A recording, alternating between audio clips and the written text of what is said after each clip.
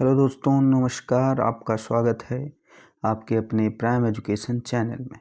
मैं रवि सर आप लोगों के लिए यूपी टेट और सीटेट परीक्षा में पर्यावरण का जो है सिलेबस है 30 नंबर का पूछा जाता है वह लेकर आया हूं। और ये जो है क्लास नंबर 1 है, यानी कि इसके आपके हर पूरे सिलेबस को कवर किया जाएगा सिस्टमेटिक तरीके से।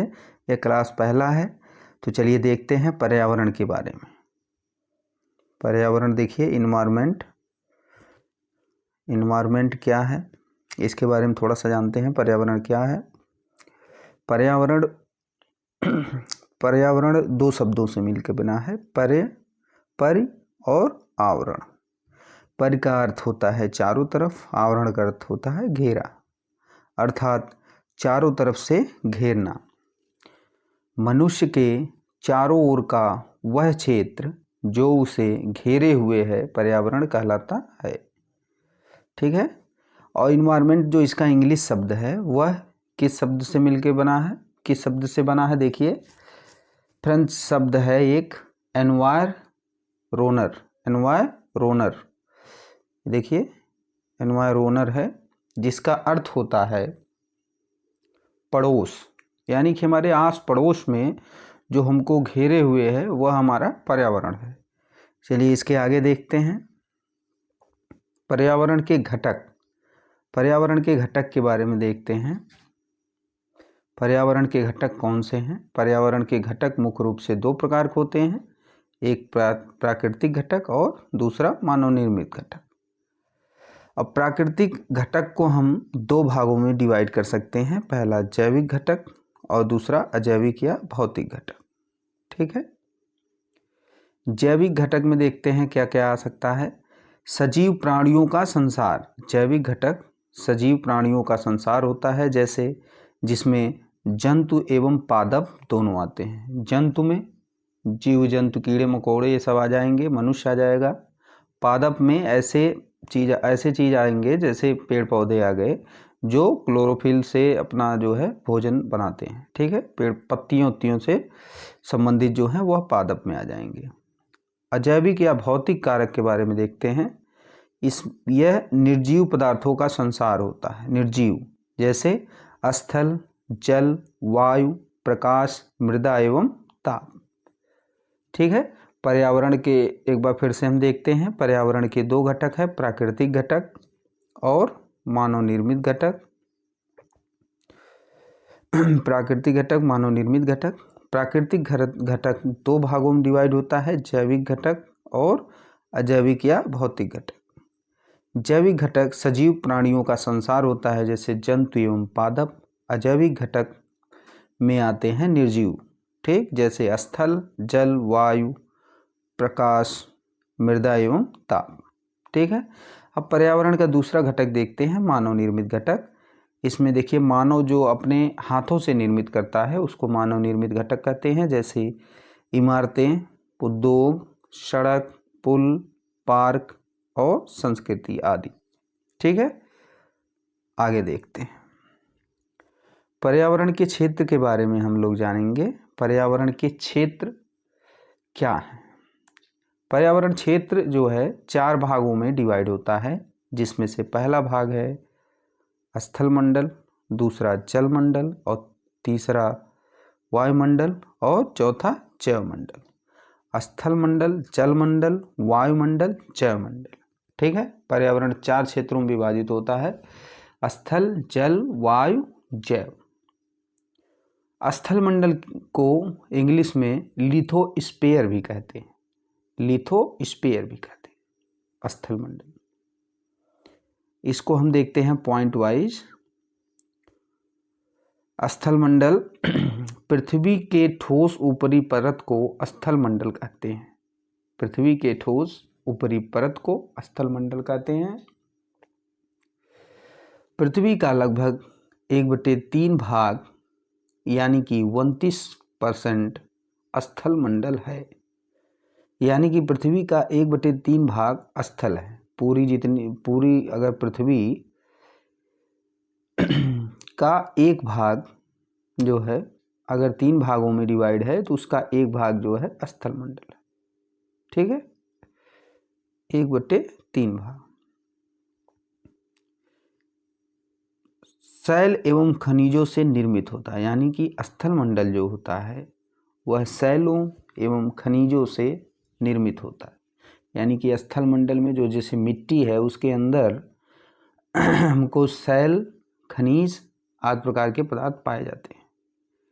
अगला पॉइंट देखते हैं, यह मंडल मृदा की पतली परत से ढका होता है। यानी कि यह मंडल मिट्टी की पतली परत से ढका होता है। इस मंडल में पर्वत, पठार, मैदान, घाटी आदि पाए जाते हैं। ठीक ना। स्थल मंडल यानी कि लिथोस्फीयर पृथ्वी के ठोस ऊपरी परत को कहते हैं। पृथ्वी का लगभग 1/3 भाग यानी कि 29% स्थल मंडल है। यह शैलों एवं खनिजों से निर्मित है। यह मंडल मृदा की पतली परत से ढका हुआ है। इस मंडल में पर्वत, पठार, मैदान, घाटी आदि पाए जाते हैं। ठीक ना, स्थल मंडल। अब आगे देखेंगे हम लोग जल मंडल के बारे में। हाइड्रोस्फीयर, जल मंडल, हाइड्रोस्फीयर। पहला पॉइंट देखते हैं, पृथ्वी पर पाए जाने वाले जल के क्षेत्र को जल मंडल कहते हैं। यानी कि जल मंडल किसको कहते हैं? पृथ्वी पर पाए जाने वाले जल के क्षेत्र को जल मंडल कहते हैं। यानी कि पृथ्वी पे जहाँ भी मतलब जो भी जैसे नदी, तालाब, झील, जलाशय आदि ये सब जल मंडल है। ठीक है, मिलकर जल मंडल का निर्माण करते हैं। अगला पॉइंट देखते हैं, पृथ्वी पर लगभग 2/3 भाग यानी कि 71% जल से ढका हुआ है। यानी कि 2 भाग जल है और 1 भाग क्या है? पृथ्वी है। पिछले भाग में हमने पढ़ा स्थल मंडल में। और देखते हैं, महासागर, झीलें, नदियाँ, जलाशय आदि मिलकर जल मंडल का निर्माण करते हैं। अभी हमने बताया आपको कि महासागर, झीलें, नदियाँ, तालाब आदि मिलकर जल मंडल का निर्माण करते हैं। जल मंडल के विभिन्न रूप देख लेते हैं। वाष्प, बर्फ, वाष्प और भूमिगत जल भी जल मंडल में आते हैं। यानी कि धरती के नीचे का जल, वाष्प रूपी जल और बर्फ ये भी जल मंडल के अंतर्गत आते हैं। आगे देखते हैं, वायुमंडल, एटमॉस्फेयर। वायुमंडल क्या है? पृथ्वी के चारों ओर मौजूद वायु के आवरण को या घेरे को वायुमंडल कहा जाता है। वायुमंडल नाइट्रोजन, ऑक्सीजन, कार्बन डाइऑक्साइड आदि गैसों का मिश्रण। इस मंडल में धूल के कण एवं जलवाष्प भी पाए जाते हैं। इस मंडल में धूल के कण एवं जलवाष्प भी पाए जाते हैं। ठीक है, यानी कि पृथ्वी के चारों ओर वायु का जो आवरण है उसको वायुमंडल कहा जाता है। वायुमंडल में नाइट्रोजन, ऑक्सीजन, कार्बन डाइऑक्साइड आदि गैसें पाई जाती हैं। इस मंडल में धूल के कण और जलवाष्प भी पाए जाते हैं। आगे देखते हैं, वायुमंडल में गैसों का विभाजन। वायुमंडल में गैसों का विभाजन देख लेते हैं। शुद्ध और शुष्क वायु में नाइट्रोजन की मात्रा 78% पाई जाती है। ठीक है, नाइट्रोजन की मात्रा कितनी पाई जाती है? 78%। ऑक्सीजन पाया जाता है 21%, आर्गन 0.93%, कार्बन डाइऑक्साइड 0.03%। ठीक है, कार्बन डाइऑक्साइड को आप लोग देख लीजिएगा कि वायुमंडल में कार्बन डाइऑक्साइड की मात्रा कितनी है? 0.03%। ठीक है, अन्य गैसें भी पाई जाती हैं इसके अतिरिक्त, जैसे हाइड्रोजन, हीलियम, ओजोन, नियान, जेनान, ये सब बहुत अल्प मात्रा में पाई जाती हैं।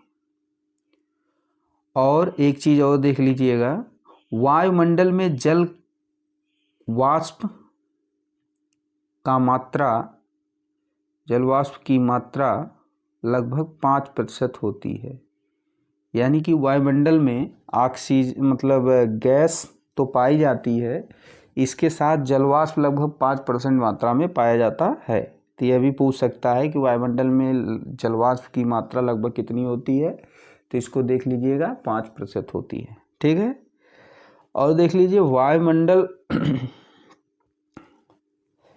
जो वायुमंडल है इसका हमारे जीवन में क्या महत्व है, इसके बारे में हम लोग देख लेते हैं। सूर्य की हानिकारक किरणों से रक्षा करती है, मौसम और जलवायु परिवर्तन करती है, रेडियो संचार में भी मदद करता है। यानी कि वायुमंडल सूर्य से हानिकारक जो कीड़े हमारे शरीर को नुकसान कर सकती हैं उससे हमारी रक्षा करता है, मौसम और जलवायु परिवर्तन के लिए दायी है, रेडियो और संचार में भी मदद करता है। ठीक है, आगे देखते हैं जैवमंडल। जैवमंडल के बारे में देखते हैं, जो कि पर्यावरण का अंतिम क्षेत्र है जैवमंडल। बायोस्फीयर देख लेते हैं इसके बारे में। पृथ्वी का वह संकीर्ण क्षेत्र जहाँ स्थल, जल एवं वायु मिलकर जीवन को संभव बनाते हैं जैवमंडल कहलाते हैं। यानी कि जैवमंडल जहाँ स्थल, जल, वायु मिलकर, तीनों स्थल, जल और वायु मिलकर तीनों मिलकर जीवन को संभव बनाते हैं, जैवमंडल कहलाते हैं। इसका निर्माण जंतु एवं पादपों से होता है। जंतु एवं पादपों से होता है। ठीक ना। अब जंतु में देखिए पशु पक्षी, कीड़े मकोड़े, मनुष्य आएंगे। ठीक है, और पादप में हरे पेड़ पौधे आ जाएंगे। ठीक ना, जो प्रकाश संश्लेषण की क्रिया करते हैं, इसको भी देख लीजिए। यानी क्लोरोफिल की उपस्थिति में प्रकाश संश्लेषण क्रिया करते हैं, वह पादप होते हैं। पादप मतलब एक हिसाब से पेड़ पौधे जान लीजिए, घास फूस, और जंतु मतलब पशु पक्षी, मनुष्य, कीड़े मकोड़े आदि। ठीक है दोस्तों, ये हमारा पर्यावरण का पहला क्लास का पहला वीडियो जो है आज यहीं पे समाप्त होता है। दोस्तों, इसके अगले वीडियो के साथ मिलते हैं अगले दिन।